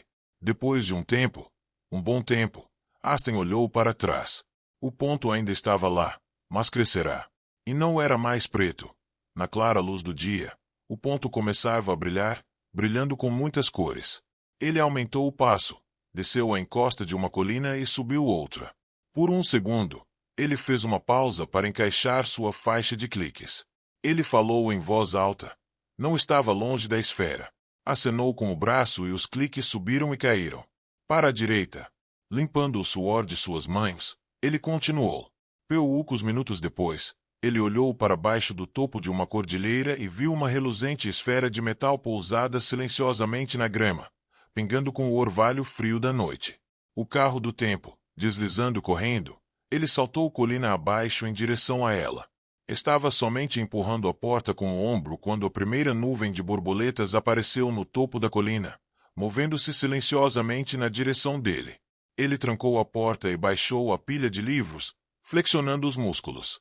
Sua mão doía, queimando com uma dor intensa. Ele não tinha tempo para isso. Ele correu para a janela e espreitou. As borboletas estavam se aproximando da esfera, disparando e dançando acima dele, brilhando de cor. Elas começaram a se instalar no metal, até mesmo na janela. Abruptamente, seu olhar foi interrompido por corpos reluzentes, suaves e volumosos, as asas batendo todas juntas. Ele ouviu. Ele podia ouvi-las, um som abafado ecoando de todos os lados dele. O interior da esfera escureceu na escuridão enquanto as borboletas fechavam a janela. Ele acendeu as luzes artificiais.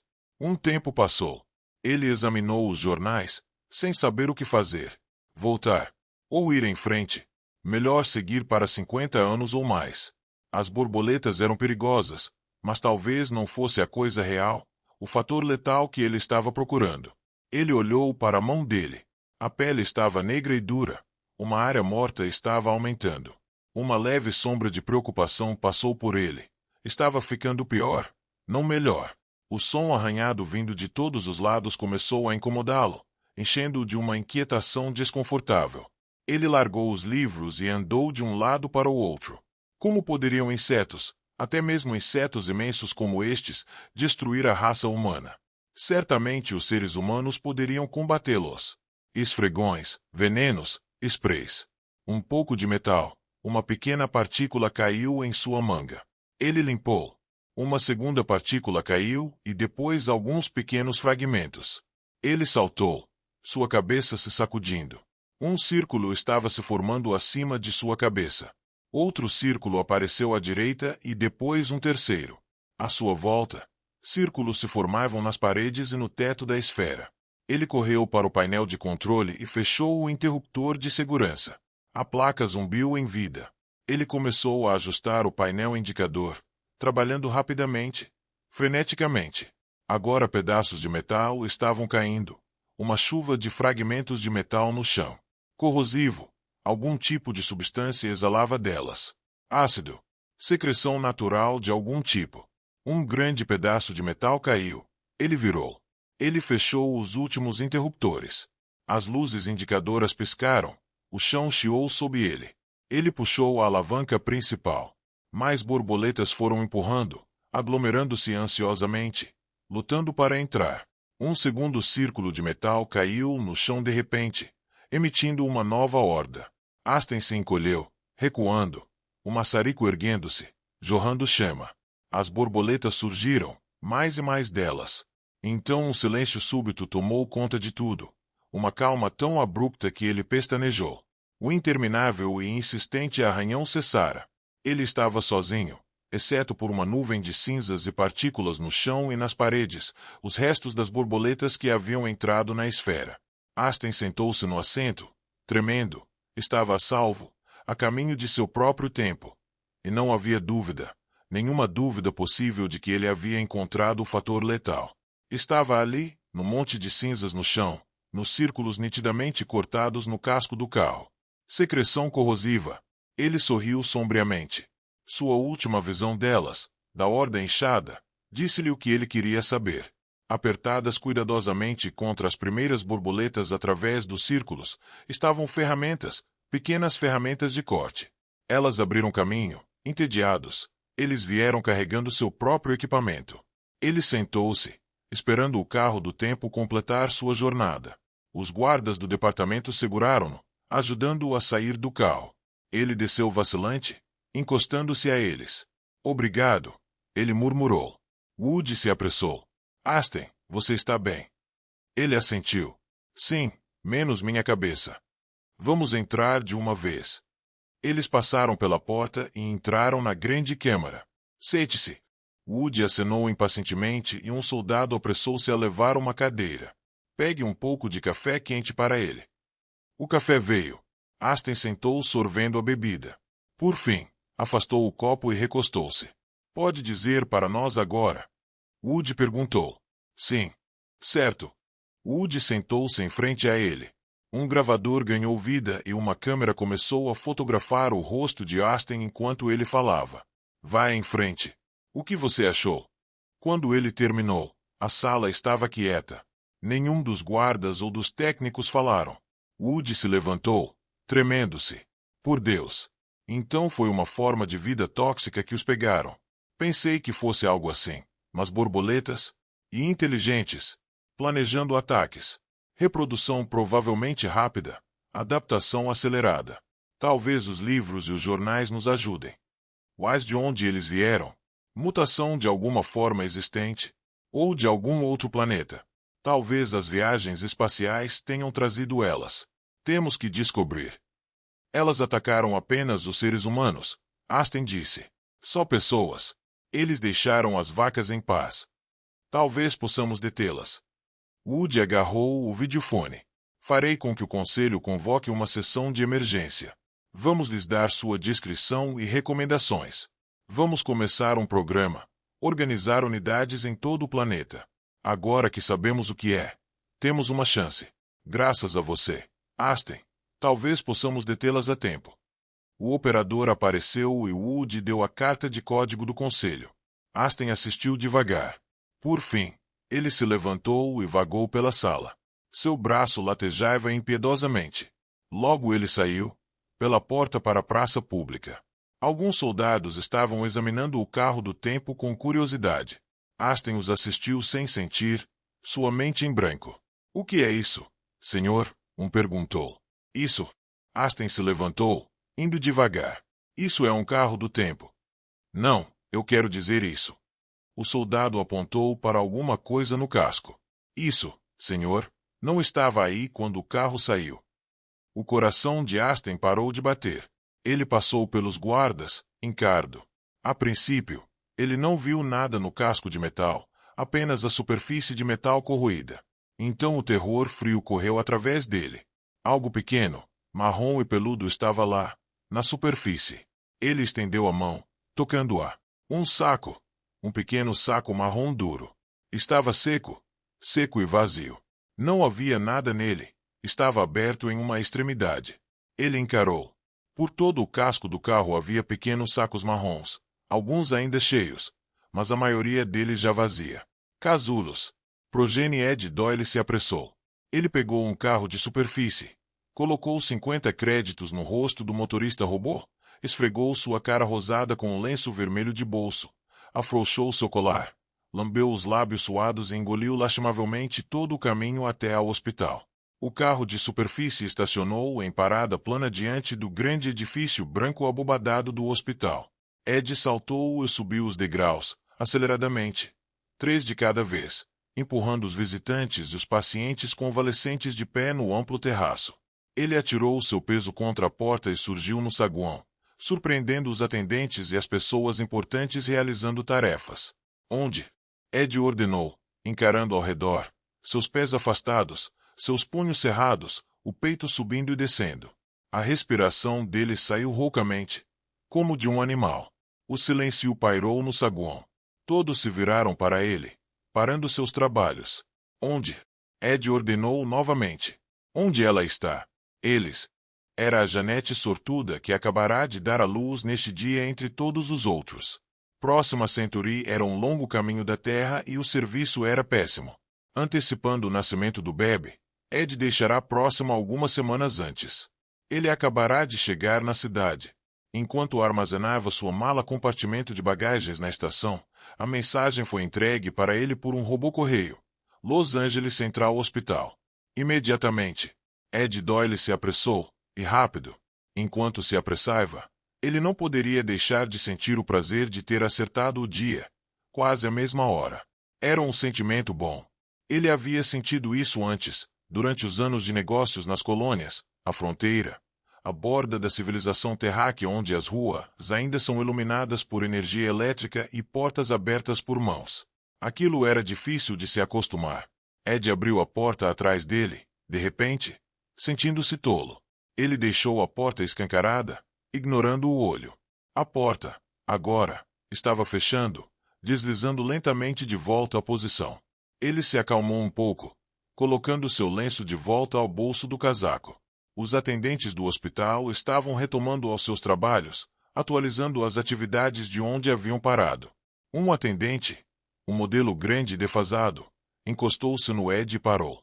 O robô balançou seu quadro de anotações habilmente, seus olhos fotocélicos avaliando os traços rubros no rosto de Ed. Posso perguntar quem está procurando? Senhor? Quem gostaria de encontrar? Minha esposa. O nome dela, senhor. Janete. Janete Doyle. Ela acabou de ter um bebê. O robô consultou o quadro de anotações. Por aqui, senhor. Ele abriu caminho para a passagem. Ed seguiu nervosamente. Ela está bem. Cheguei aqui a tempo. Sua ansiedade estava voltando. Ela está muito bem, senhor. O robô levantou o braço de metal e uma porta lateral deslizou. Por aqui, senhor. Janete, em um chique terno de malha azul, estava sentada diante de uma mesa de mogno, um cigarro entre os dedos, as pernas elegantes cruzadas, falando rapidamente. No outro lado da mesa, um médico bem vestido estava sentado ouvindo. Janete, Ed disse, entrando no cômodo. Oi, Ed. Ela deu uma olhadela para ele. Chegou só agora? Claro. Já acabou. Você, quero dizer, já aconteceu? Janete riu, até o seu dente branco brilhando. Claro. Entre e sente-se. Esse é o Dr. B. Olá, doutor. Ed sentou-se nervosamente em frente deles. Então já acabou. O evento aconteceu, o Dr. B disse. A voz dele era fina e metálica. Ed percebeu com um choque súbito que o médico era um robô. Um robô top de linha, feito em forma humanoide. Não era como os trabalhadores ordinários de membros metálicos. Havia enganado. Ele estivera distante por muito tempo. Dr. B parecia roliço e bem alimentado, com traços gentis e com óculos. A larga mão carnosa dele descansava na mesa, um anel em um dedo. Terno risca de giz e gravata. Fecho de gravata de diamante. As unhas dele extremamente cuidadas. Cabelo preto e até mesmo partido. Mas a voz dele o entregará. Eles parecem nunca conseguir um som realmente humano na voz. O ar comprimido e o sistema de disco giratório pareciam falhar. Caso contrário, era muito convincente.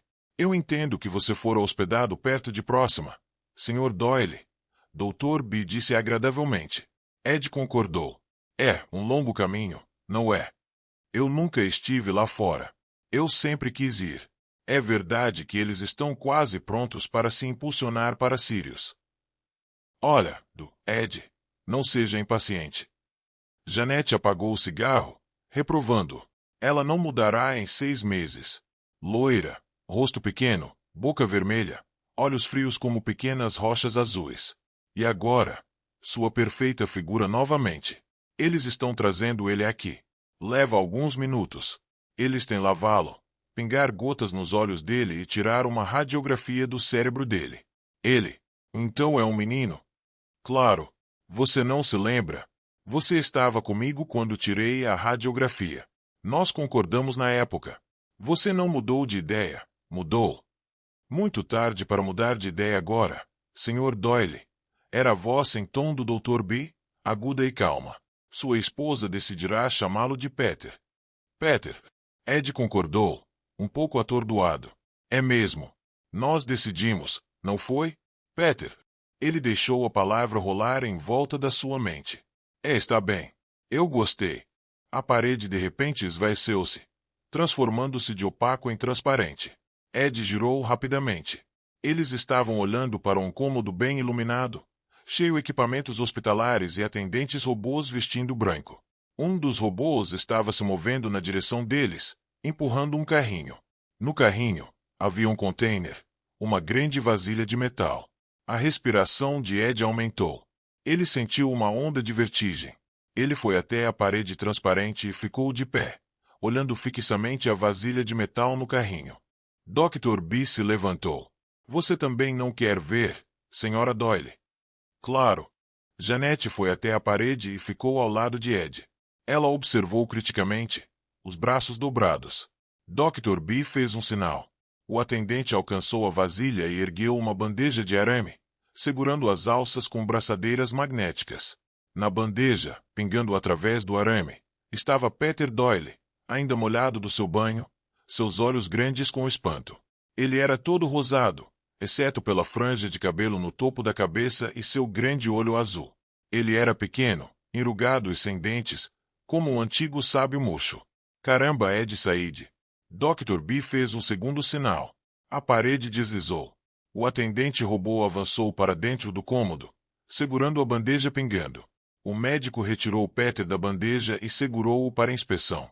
Ele virou Peter em volta, estudando-o de cada ângulo. Ele parece bem, ele disse finalmente. Qual foi o resultado da radiografia? Janete perguntou. O resultado foi bom. Excelentes tendências indicadas. Muito promissor. Grande desenvolvimento do... O médico se interrompeu. O que foi, Sr. Doyle? Ed estava segurando suas mãos. Deixe-me vê-lo, doutor. Quero segurá-lo. Ele sorriu de ponta a ponta. Vamos ver o quão pesado ele é. Ele certamente parece ser grande. A boca do Dr. B se abriu em horror. Ele e Janete ficaram surpresos. Ed! Janete exclamou bruscamente. Qual o seu problema? Por céus, Sr. Doyle, o médico murmurou. Ed piscou. O quê? Se eu soubesse que você tinha tal coisa em mente... Dr. B rapidamente entregou Peter ao atendente.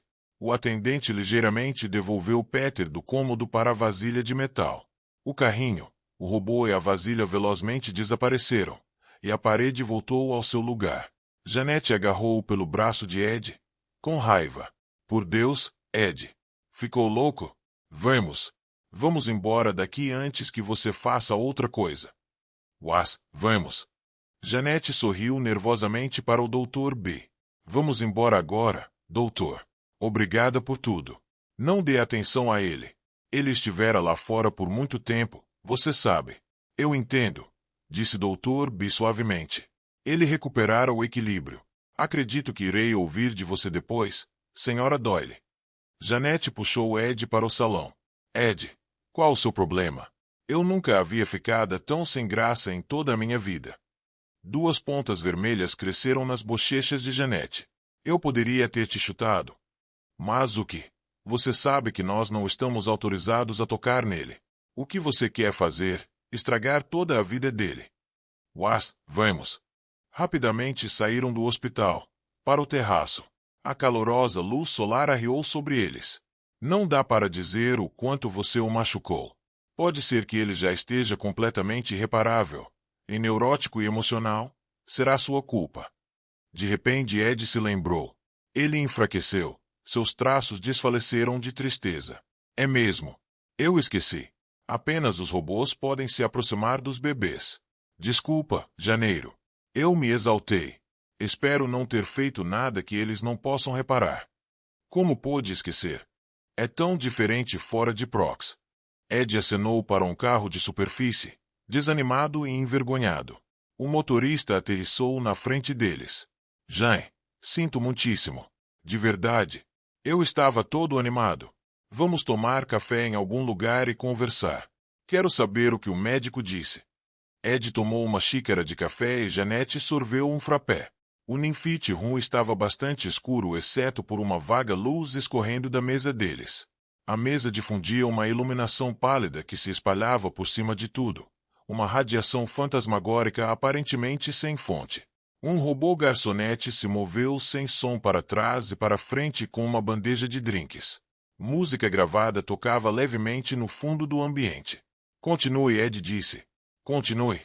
Jeanette tirou a jaqueta e deixou nas costas da cadeira dela. Na luz pálida, os peitos dela reluziram fracamente. Não há muito o que dizer. Tudo deu certo. Não demorou muito. Eu conversei com o Dr. B a maior parte do tempo. Estou feliz de ter chegado aqui. Como foi a viagem? Boa. O serviço está melhorando. Ainda demora igual como antes. Quase a mesma coisa. Não consigo entender por que você quer voltar até lá. É tão afastado das coisas. O que você encontra lá? Os equipamentos de encanamento realmente estão em demanda. Eles precisam disso. Área de fronteira.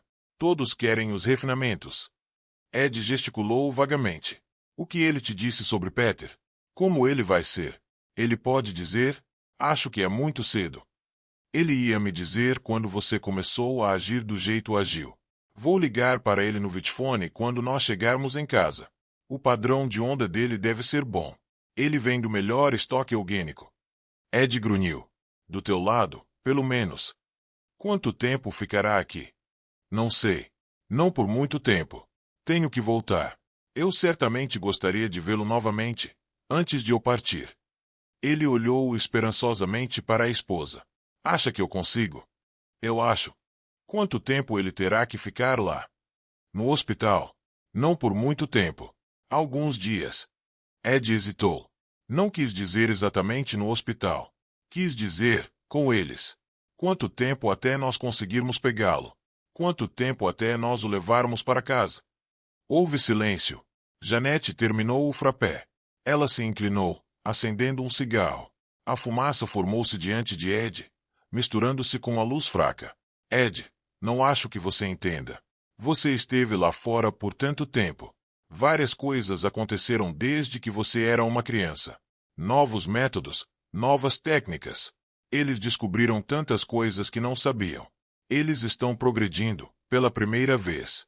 Eles sabem o que fazer. Estão desenvolvendo uma metodologia real para lidar com crianças. Para o período de crescimento. Desenvolvimento de atitude. Treinamento. Ela sorriu animadamente para Ed. Eu estive lendo tudo a respeito. Quanto tempo até nós o pegá-lo? Em poucos dias ele será liberado do hospital. Ele irá para um centro infantil de orientação. Ele será testado e estudado. Eles determinarão suas várias capacidades e suas habilidades latentes. A direção em que seu desenvolvimento esteja caminhando. Então ele é colocado em uma divisão educacional adequada. Aí ele receberá treinamento certo. Ed, você sabe, eu acho que ele realmente será especial. Eu pude notar pelo jeito em que o Dr. B olhava. Ele estava estudando os gráficos quando eu cheguei. Ele tinha um olhar no rosto. Como posso descrever? Ela procurou pela palavra. Bom, quase o olhar ganancioso. Uma animação verdadeira. Eles se interessaram tanto no que estavam fazendo. Não diga ele. Diga aquilo. Francamente, Ed, o que aconteceu com você? Nada. Ed encarou-o soturnamente. Continue. Eles se certificam de que ele está sendo treinado na direção certa. O tempo todo que ele está lá, testes de habilidade são feitos. Então, quando ele tiver aproximadamente 9, será transferido para 9. Você quer dizer 9 anos? É claro. Mas quando nós iremos vê-lo? Ed, pensei que sabia disso. Será que tenho que repetir tudo de novo? Meu Deus, Jay. Nós não podemos esperar 9 anos. Ed se estremeceu. Eu nunca ouvi tal coisa. 9 anos? Diabos, ele estará quase crescido até lá. Esse é o ponto. Janete se inclinou na direção dele, descansando o cotovelo na mesa. Enquanto ele estiver crescendo, ele precisa ficar com eles. Não com a gente. Depois, quando ele terminar de crescer, quando ele não for tão maleável, aí nós poderemos ficar com ele o quanto quisermos. Depois, quando ele tiver 18 anos. Ed saltou, empurrando a cadeira para trás. Estou indo lá para pegá-lo. Sente-se, Ed. Janete olhou calmamente. Um flexível braço lançado levemente nas costas da cadeira dela. Sente-se e haja como um adulto, para variar. Não é importante para você. Você não liga? Claro que eu ligo. Janete encolheu os ombros. Mas é necessário. Caso contrário, ele não se desenvolve corretamente. É para o bem dele, não o nosso. Ele não existe para nós. Você quer que ele tenha conflitos. Ed saiu da mesa. Vejo você mais tarde. Para onde você vai? Por aí. Não suporto esse tipo de lugar. Me incomoda. Vejo você mais tarde. Ed atravessou o ambiente até a porta. A porta se abriu e ele se deparou com a rua brilhante de meio-dia. A luz solar quente o atingiu. Ele piscou, adaptando-se à luz brilhante. Pessoas e barulho. Ele se moveu com elas. Ele estava tonto. Ele sabia, claro. Estava lá, no fundo da mente dele. Os novos desenvolvimentos na assistência infantil. Mas era algo geralmente abstrato. Nada a ver com ele. Com a criança dele. Ele se acalmou, enquanto caminhava. Ele estava ficando todo chateado por nada. Janete estava certa, lógico. Era para o bem de Peter. Peter não existia para eles, como um cachorro ou um gato. Um pet para ter ao redor da casa. O treinamento era para o Peter, não para eles. Era para o desenvolvimento dele, as habilidades dele, os poderes dele. Ele deveria ser moldado, efetivado, realçado. Naturalmente, os robôs poderiam realizar o melhor trabalho. Robôs poderiam treiná-lo cientificamente, de acordo com uma técnica racional e não de acordo com um desejo emocional. Robôs não se zangavam. Robôs não resmungavam ou lamuriavam. Eles não espancavam ou gritavam com uma criança. Eles não davam ordens contraditórias. Eles não discutiam entre eles ou usavam a criança para seus próprios fins. Assim, não poderia existir um complexo de Édipo, só com robôs ao redor. Nenhum complexo. Há um bom tempo, descobrira-se que a neurose poderia ser traçada no treinamento infantil. As inibições que ele aprendeu, as maneiras, as lições, os castigos, as recompensas. Neuroses, complexos, desenvolvimento desvirtuado. Tudo detido da relação existente entre o bebê e os pais. Se talvez o parente pudesse ser eliminado como um elemento. Os pais não poderiam nunca ser objetivos sobre as crianças deles. Eram sempre tendenciosos, uma projeção emocional que os pais realizavam com a criança. Inevitavelmente, a visão dos pais era distorcida. Nenhum dos pais poderiam ser um instrutor apto para sua criança. Robôs poderiam estudar a criança, analisar suas vontades, seus desejos, testar suas habilidades e seus interesses. Robôs não tentariam forçar a criança para se enquadrar em certo modelo. A criança seria treinada de acordo com suas próprias diretrizes, sempre que estudos científicos indicassem seu interesse e necessidade. Ed se aproximou da esquina. O trafego zuniu atrás dele.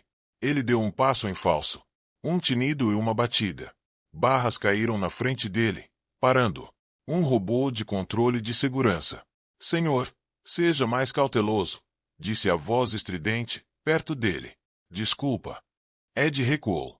As barras de controle de segurança se ergueram. Ele esperou as luzes mudarem. Era para o próprio bem do Peter. Robôs poderiam treiná-lo direito. Depois, quando ele estiver fora da idade de crescimento, quando ele não estiver tão maleável, tão suscetível, é melhor para ele, Ed murmurou. Ele disse novamente, meio alto. Algumas pessoas olharam para ele e ele corou. Claro que era melhor para ele. Não havia dúvidas. 18. Ele não poderia estar com o filho dele até os 18. Praticamente um adulto. As luzes mudaram. Imerso em pensamentos, Ed atravessou a rua com os outros pedestres, mantendo-se cuidadosamente dentro da faixa. Era o melhor para o Peter. Mas 18 anos era um bom tempo. Que diabos, um bom tempo? Ed murmurou, carrancudo. Tempo demais. O Dr. Dogeslombi cuidadosamente estudou o homem diante dele. Os interruptores e os bancos de memória dele clicaram, levando à identificação de imagem, passando rapidamente uma variedade de possibilidades de comparação após o scanner. Eu lembro do senhor. Dr. B disse finalmente. Você é o homem de próxima. Das colônias. Doyle. Edward Doyle. Vejamos. Foi há algum tempo. Deve ter sido há 9 anos, Ed Doyle disse sombriamente. Exatamente 9 anos atrás. Dr. B entrelaçou as mãos. Sente-se, Sr. Doyle. O que posso fazer por você? Como está a Sra. Doyle? Uma esposa muito cativante? Como me lembro. Nós tivemos uma conversa agradável durante o parto. Como, Dr. B? Você sabe onde está meu filho? Dr. B ponderou, batendo os dedos na mesa de trabalho, uma superfície de mogno polido. Ele fechou os olhos levemente, entrevendo distantemente. Sim, eu sei onde seu filho está, Sr. Doyle. Ed Doyle relaxou. Certo. Ele assentiu, deixando a respiração sair com alívio. Eu sei exatamente onde seu filho está. Eu o deixei na estação de pesquisa biológica de Los Angeles há quase um ano. Ele está passando por um treinamento especial lá. Seu filho, Sr. Doyles, mostrou habilidade excepcional. Ele é, devo dizer, um de poucos, pouquíssimos que encontramos com possibilidades reais. Posso vê-lo? Vê-lo. O que quer dizer? Doyle se controlou com esforço. Acho que o termo está claro. Dr. B esfregou o queixo.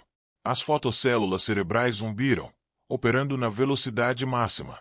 Comutadores roteados com picos de energia, acumulando cargas e pulando intervalos rapidamente, enquanto contemplava o homem diante dele. Você gostaria de olhá-lo?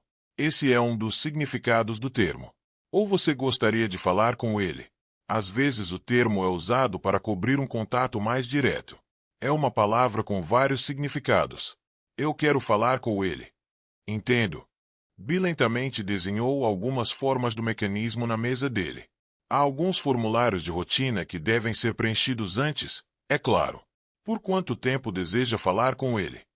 Ed Doyle olhou fixamente para o rosto sem graça do Dr. B. Eu quero falar com ele por bastante tempo. Sozinho. Sozinho. Sem nenhum robô por perto. Dr. B não disse nada. Ele acariciou os papéis que segurava, vincando as bordas com as unhas. Sr. Doyle, ele disse cuidadosamente, eu me pergunto se você está em ideal condição emocional para visitar o seu filho. Você chegou recentemente das colônias. Eu deixei próxima 3 semanas atrás. Então você acabou de chegar aqui em Los Angeles. Isso mesmo. E você veio ver seu filho?